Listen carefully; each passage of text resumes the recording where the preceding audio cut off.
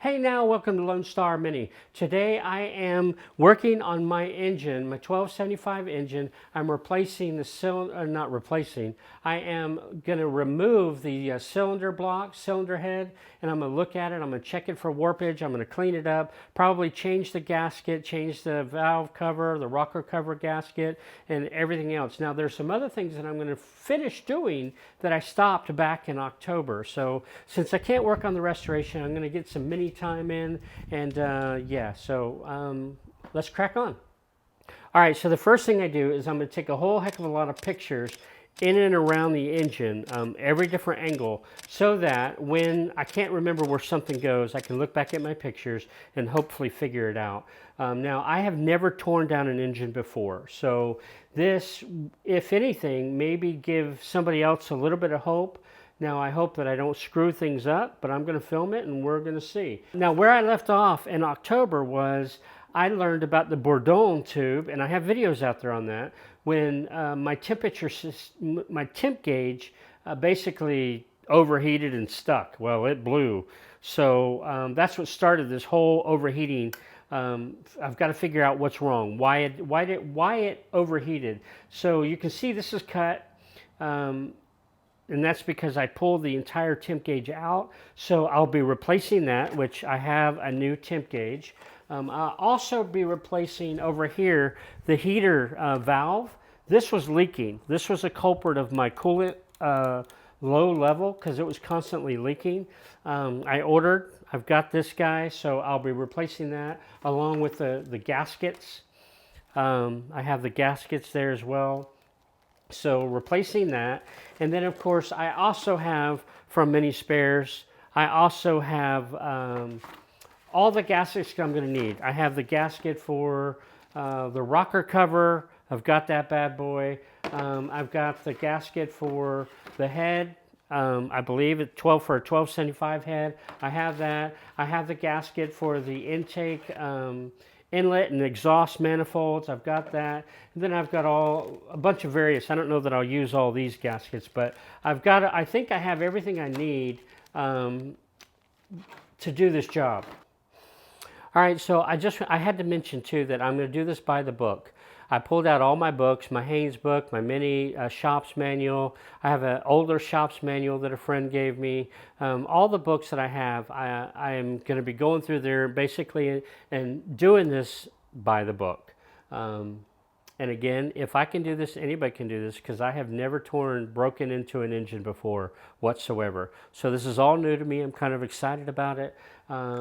And we're going to see what happens. So the first thing that I'm going to be removing is the whole carburetor, exhaust, and intake manifold from the cylinder head block. So I'm going to remove this guy first. That's going to be my very first task.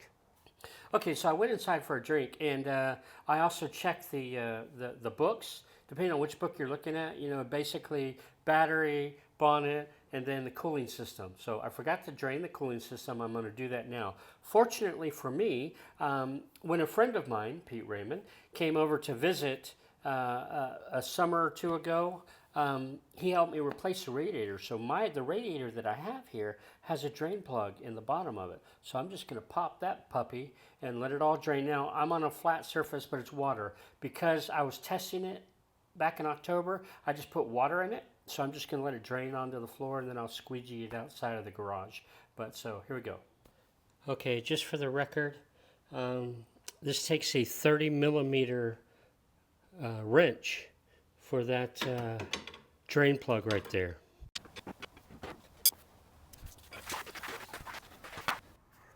Okay, so I have drained the radiator, right? This hose is not connected to the cylinder head, the best that I can tell.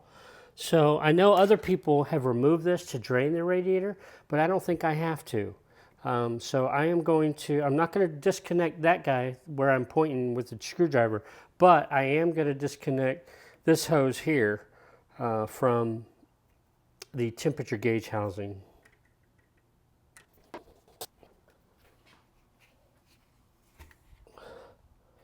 Okay, done, check.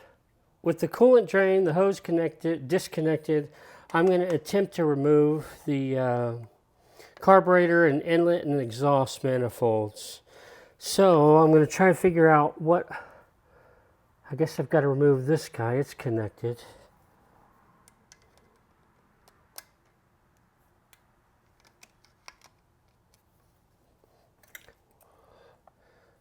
Okay. Golly, that was barely on. So this hose is now disconnected. Let me pull that out. All right. What's this hose? What's this guy? Oh, okay. So let me just kind of pull him through.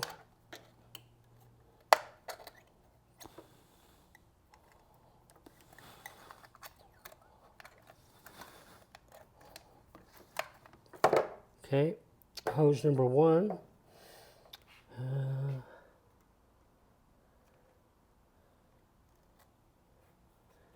There's this hose here. I wonder if this is like a vacuum hose. Oh yeah, look, it just pulls right off. There's no clamp or anything. So that hose is now disconnected. Put it over here. Okay, so this hose here, I'm not sure where it goes. I'm sure somebody can tell me out there, but if I'm going to remove this bad boy, or the carburetor, I'm going to have to disconnect it so that I can get it out. So, okay.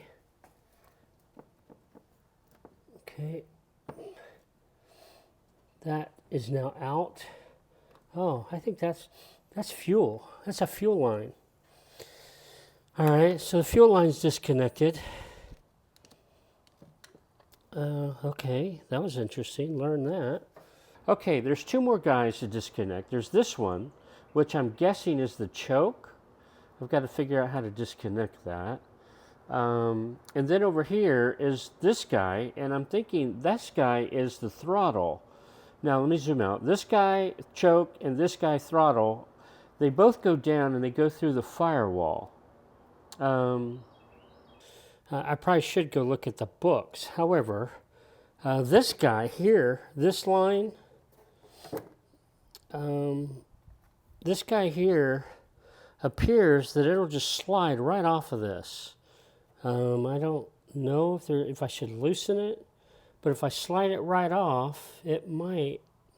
Because here's the end of the cable down here, and it doesn't really look like, it might, maybe it is attached.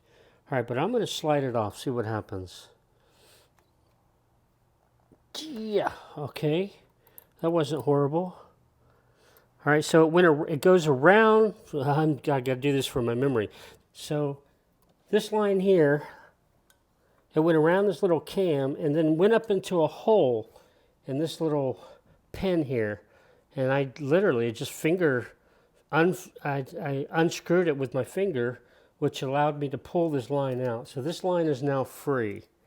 It's now free from the carburetor. And I'm just going to kind of tuck it away here. Just kind of get it out of the way. So the only other item that I have left is this guy. You know what I'm going to do though? I'm going to, real quick, I'm going to get rid of this hose because it's kind of in the way. It's bugging me.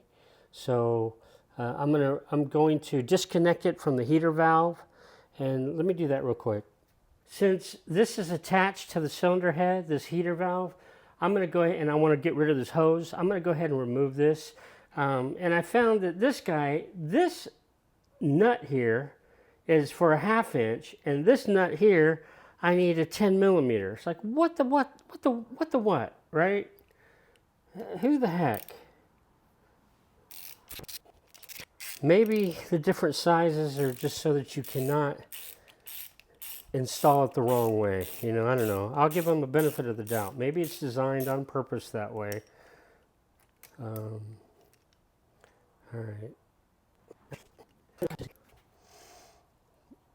This heater valve seems to be a bit stuck, so I'm going to use my handy dandy rubber hammer to try to help knock it free. Now remember, I am replacing this, so.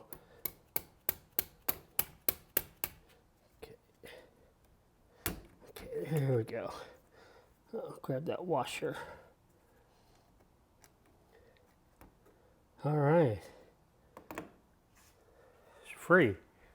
With what I believe the throttle out of the way, now I have just this choke line that I need to disconnect. Because I don't know how critical it is with where this is attached, I'm going to measure the length from the attachment point that's left over. That way when I put it back, I could put it back in the general, a pretty close location. So, I mean, it looks like,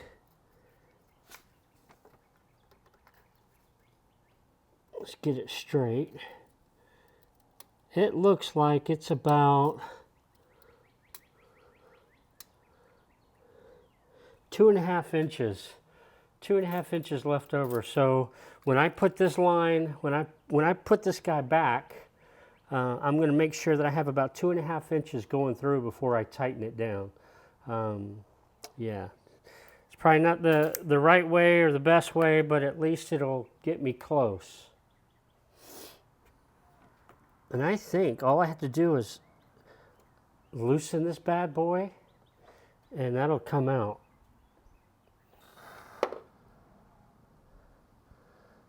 Okay, she's loose.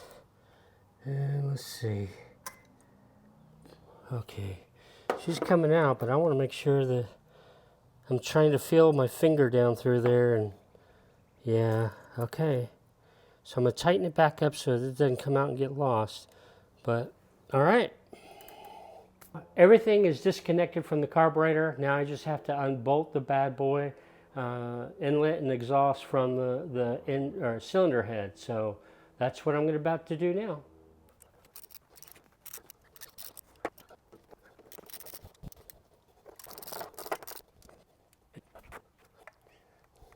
Okay, so there's a bolt down here underneath the intake that I'm going to have to get to.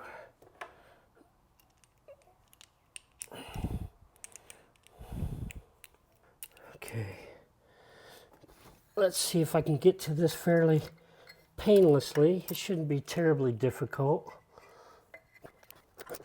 All right, so I've gotten the 3 on the driver's side, the correct driver, the left-hand side of the car. And I'm going to go ahead and get these guys over here. So the washers and the nut holding the intake and the exhaust together has a wider flange to lap over both exhaust and inlet. So that's interesting. Smart.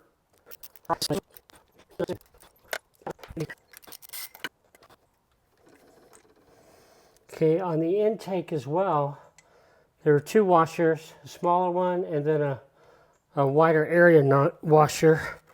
And I think on both of them, I'm trying to get this one out. Here we go. It's coming.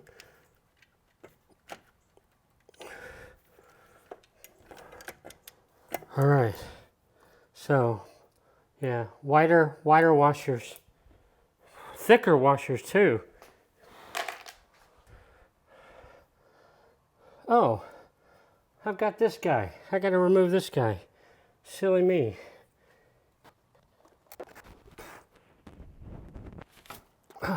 All right, he's loose. Now this guy should come out. All right. All right. Look at that. My first carburetor removal. That's fairly painless. Wasn't bad. These are already undone, so I'm going to see if I can't break these suckers free. Oh boy, they don't feel like they're going anywhere.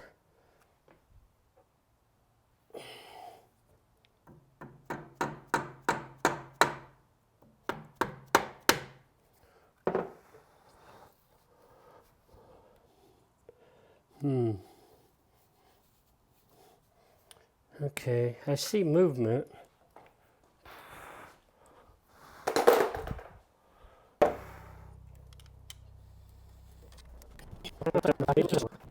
He's almost there. And you know something I noticed? There are two, unless the cardboard is separated here, looks like there's two gaskets. Yeah, look at that. Looks like there's two gaskets there. Huh. I know that when my friend and I replaced the radiator, we found multiple gaskets on the fan side of the engine. All right, I need a bigger screwdriver. This one's going to bend on me. But I think I can get them off. Maybe. Yeah, let me get a bigger screwdriver. All right, well. All right, it's loose. It's now down below the stud so that when I do pull the head up, we're good. Look, yeah, it looks like there's at least two gaskets on that bad boy. That doesn't seem right. All right.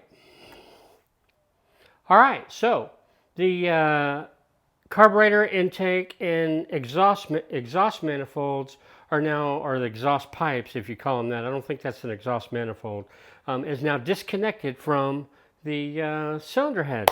I feel a little bit accomplished. That really wasn't bad. Being a novice, the new guy, never have done that before. If I wasn't filming and taking time to stop and record, then I probably could have done that in 30, 40, okay, let's say 45 minutes. Because I was figuring everything out as I went. But yeah, not bad. Let's see what's next.